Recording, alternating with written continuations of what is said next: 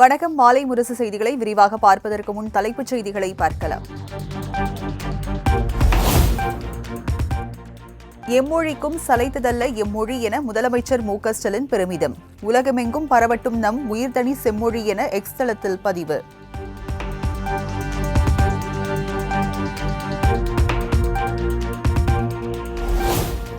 Chennai Kottivakkam YMCA மைதானத்தில் March 1ஆம் தேதி திமுக சார்பில் மாபெரும் பொதுக்கூட்டம். முதலமைச்சர் பிறந்தநாளை ஒட்டி நடக்கும் பொதுக்கூட்டத்தில் கூட்டணி கட்சி தலைவர்கள் அனைவரும் பங்கேற்பு.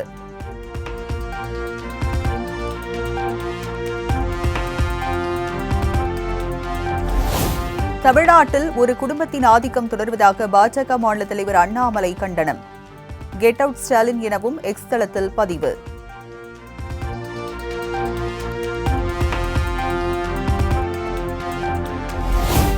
மதுரை புறநகர் பகுதியில் கெட் அவுட் மோடி வாசகங்கள் பொருந்திய சுவரொட்டிகளை ஒட்டிய திமுகவினரால் பரபரப்பு.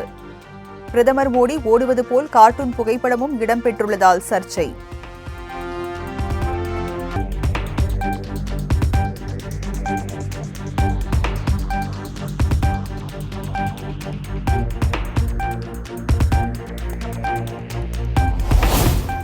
தென்னிந்திய திரைப்பட தொழில்துறையினர் கோரிக்கையை ஏற்று பையனூரில் 100 ஏக்கர் நிலம் ஒதுக்கீடு. தற்போதைய நிலையில் அதன் மதிப்பு 150 கோடி ரூபாய் என உதயநிதி பேட்டி. முத்தமிழர் கலைஞர் அவர்கள் குத்தகைக்கு வழங்கிய அந்த 90 ஏக்கர் இடத்தின் இன்றைய மார்க்கெட் வேல்யூ கிட்டத்தட்ட 150 கோடி ரூபாய் இருக்கும். ஆனாலும் அதே இடத்தை திரைத்துறையினுடைய நலன் கருதி மீண்டும் அவர்களிடமே குத்தகைக்கு விடுகின்ற வண்ணம் புதுப்பிக்கப்பட்ட அந்த ஜியோ இன்றைக்கு அவர்களிடத்தை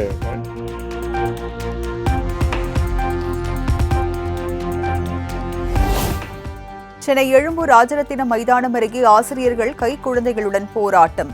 தேர்வில் தேர்ச்சி பெற்று 8 மாதங்களாகியும் பணி நியமன ஆணை வழங்காத தமிழக அரசை கண்டித்து முழக்கம்.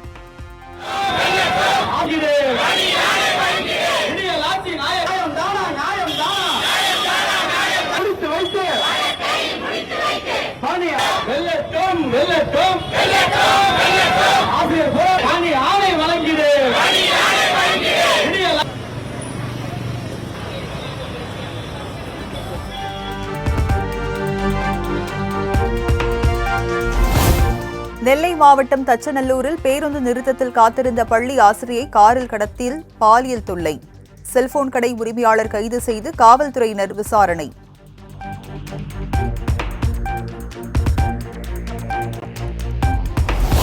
புதுக்கோட்டை மன்னர் கல்லூரிக்கு அரிவாளுடன் சென்ற மாணவர் கைது.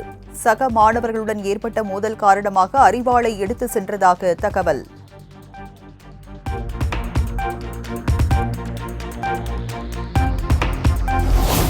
புதுச்சேரி நகர பகுதியில் ஆக்கிரமிப்பு அகற்றத்திற்கு எதிர்ப்பு தெரிவித்து கடைகளை அடைத்து வியாபாரிகள் போராட்டம்.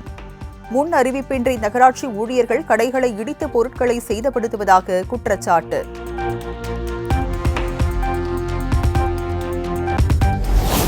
விவசாய மின் இணைப்பு வழங்கும் பணிகளை மார்ச் 15ஆம் தேதிக்குள் முடிக்குமாறு அதிகாரிகளுக்கு மின் வாரியம் உத்தரவு. அரசு திட்டங்களுக்கு கீழ்வரும் பயனாளிகளுக்கு முன்னுரிமை அளிக்கவும் அறிவுறுத்தல்.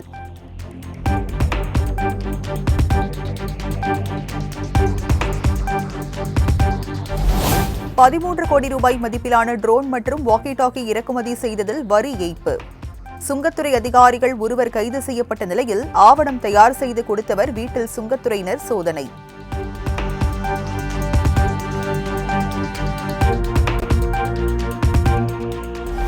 சென்னை புளியந்தோப்பு பகுதியில் பல்வேறு குற்ற வழக்குகளில் தொடர்புடைய 3 ரவுடிகள் கைது. பொதுமக்களை பயங்கர ஆயுதங்கள் கொண்டு அச்சுறுத்தியது, வீடுகளை சேதப்படுத்தியது உள்ளிட்ட புகாரின் பேரில் நடவடிக்கை.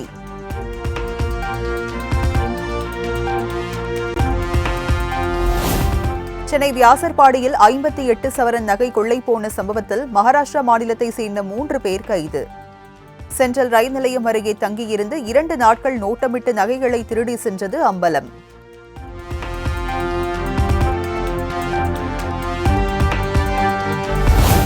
குமாரபாளையம் அருகே தனியார் வாகன ஓட்டுநர் பாதை பிரச்சினை காரணமாக அடித்து கொலை.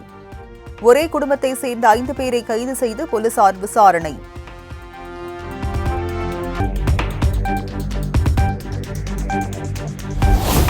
நெல்லை மாவட்டம் மூலக்கரைப்பட்டியில் கஞ்சா கடத்தலில் ஈடுபட்ட நபர் கைது. 5 கிலோ கஞ்சாவை பறிமுதல் செய்து காவல்துறையினர் விசாரணை.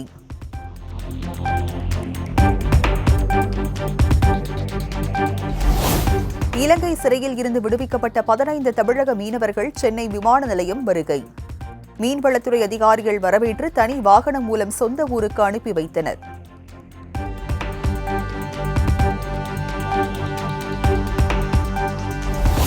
கொடைக்கானல் பேரிஜம் ஏரிக்கு சுற்றுலா பயணிகள் செல்ல மீண்டும் அனுமதி. 2 நாட்களாக பராமரிப்பு காரணமாக தடை விதிக்கப்பட்டிருந்த நிலையில் அனுமதி அளித்தது வனத்துறை.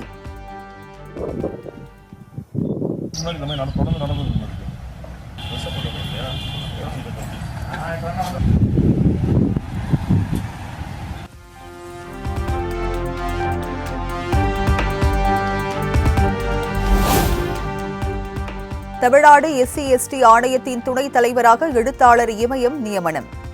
செல்வகுமார், ஆனந்தராஜா, பொன்தோஸ் உள்ளிட்டோரை உறுப்பினர்களாக நியமித்து அரசாணை வெளியீடு.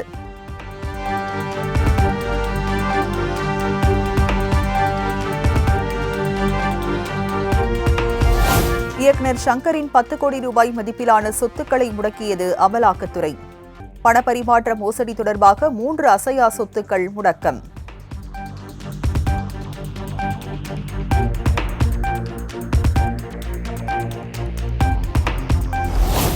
ஆங்கிலம் கற்றால் எந்த நிறுவனங்களில் வேண்டுமானாலும் மாணவர்கள் பணி செய்யலாம் என ராகுல் காந்தி கருத்து. தலித்துகள், பழங்குடியினர் ஆங்கிலம் பேசுவதையும் பெரிய நிறுவனங்களில் வேலை செய்வதையும் பாஜகவினர் விரும்பவில்லை எனவும் விமர்சனம்.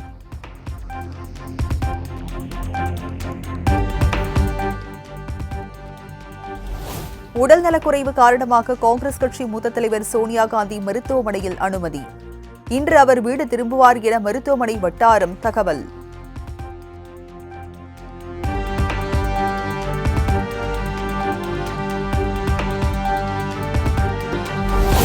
கும்பமேளாவுக்கு செல்வதற்காக பீகார் மாநிலம் சாஸ்ராம் ரயில் நிலையத்தில் தண்டவாளத்தில் அங்கும் இங்கும் ஓடி ரயிலில் ஏற முண்டியடிப்பு. ரயிலில் தொங்கியபடி ஆபத்தான முறையில் பயணம், கண்டு கொள்ளாத ரயில்வே போலீஸ்.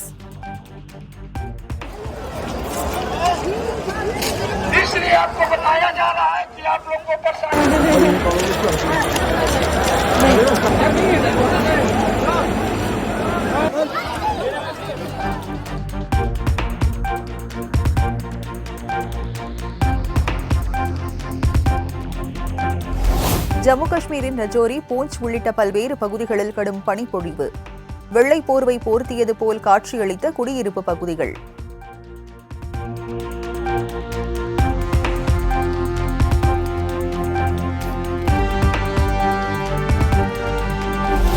ஹரியானா மாநிலம் பானிபெட்டில் திடீரென கொட்டி தீர்த்த ஆலங்கட்டி மழை. வெப்பம் தணிந்து குளிர்ச்சியான சூழல் நிலவியதால் மக்கள் நிம்மதி.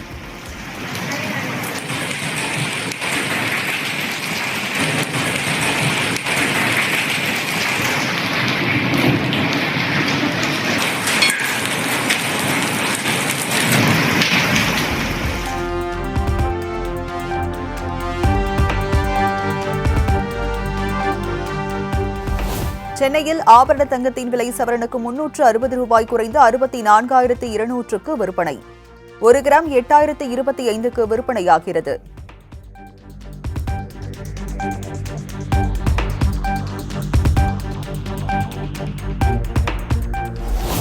வெளிநாட்டு நிறுவன முதலீட்டாளர்கள் தொடர்ந்து பங்குகளை விற்பதால் இந்திய பங்குச்சந்தையில் நீடிக்கும் இறங்கும் முகம்.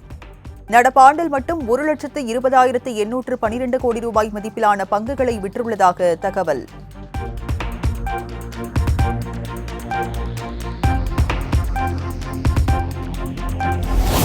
சாம்பியன்ஸ் கோப்பை கிரிக்கெட் தொடரை வெற்றியுடன் தொடங்கியது இந்திய அணி.